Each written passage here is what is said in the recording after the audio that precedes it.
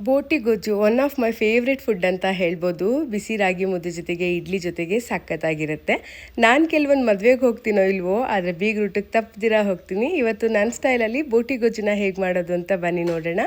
ಮೊದಲಿಗೆ 50 ಗ್ರಾಮ್ ಧನಿಯಾ ತೊಗೊಂಡಿದ್ದೀನಿ. 10 ಮಣ್ಣು ಕಟ್ಟಿರೋ ಮೆಣಸಿನ್ಕಾಯಿನ ಹಾಕ್ಕೊಂಡು ಲೋ ಫ್ಲೇಮಲ್ಲಿ ಫ್ರೈ ಮಾಡ್ಕೊಳ್ತಿದ್ದೀನಿ. ಈಗ ಇದಕ್ಕೆ 2 ಚಕ್ಕೆ, ಒಂದು 10 ಲವಂಗ ತೊಗೊಂಡಿದ್ದೀನಿ, 15 ಕಾಳು ಮೆಣಸು, ಹಾಗೆ 1 ಟೀ ಸ್ಪೂನಷ್ಟು ಜೀರಿಗೆ, ಅರ್ಧ ಟೀ ಸ್ಪೂನ್ ಸೋಂಪುನ ಹಾಕ್ಕೊಂಡು ಲೋ ಫ್ಲೇಮಲ್ಲಿ ಫ್ರೈ ಮಾಡ್ಕೊಂಡಿದ್ದೀನಿ. 1 ಟೇಬಲ್ ಸ್ಪೂನ್ ಅಕ್ಕಿನ ಹಾಕ್ಕೊಂಡು ಫ್ರೈ ಮಾಡ್ಕೊಳ್ತಿದ್ದೀನಿ. ಕೊನೆಯಲ್ಲಿ 1 ಟೀ ಸ್ಪೂನಷ್ಟು ಗಸಗಸೆನ ಹಾಕ್ಕೊಂಡು ಸ್ಟವ್ ಆಫ್ ಮಾಡ್ಕೊಂಡಿದ್ದೀನಿ.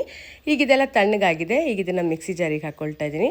2 ಮೀಡಿಯಮ್ ಸೈಜ್ ಈರುಳ್ಳಿ, 1 ಟೊಮೆಟೊನ ಹಾಕ್ಕೊಂಡಿದ್ದೀನಿ, 1 ಉಂಡೆ ಬೆಳ್ಳುಳ್ಳಿ, 10 ಎಸಳು ಶುಂಠಿನ ಹಾಕ್ಕೊಂಡು ಸ್ವಲ್ಪ ಪುದೀನ ಸೊಪ್ಪು, ಸ್ವಲ್ಪ ಕೊತ್ತಂಬರಿ ಸೊಪ್ಪು, ಸ್ವಲ್ಪ ನೀರನ್ನು ಹಾಕಿ ಮಸಾಲೆ ರುಬ್ಕೊಂಡಿದ್ದೀನಿ. ಈ ಅದಕ್ಕೆ ಕುಕ್ಕರ್ಗೆ ಎಣ್ಣೆ ಹಾಕ್ಕೊಂಡು ಚಕ್ಕೆ, ಲವಂಗ, ಏಲಕ್ಕಿ, ಸೋಂಪುನ ಹಾಕ್ಕೊಂಡಿದ್ದೀನಿ. 1 ಮೀಡಿಯಮ್ ಸೈಜ್ ಈರುಳ್ಳಿನ ಹಾಕ್ಕೊಂಡು ಹಸಿ ವಾಸನೆ ಹೋಗೋವರೆಗೂ ಸ್ವಲ್ಪ ಗೋಲ್ಡನ್ ಕಲರ್ಗೆ ಬರೋವರೆಗೂ ಫ್ರೈ ಮಾಡ್ಕೊಂಡಿದ್ದೀನಿ.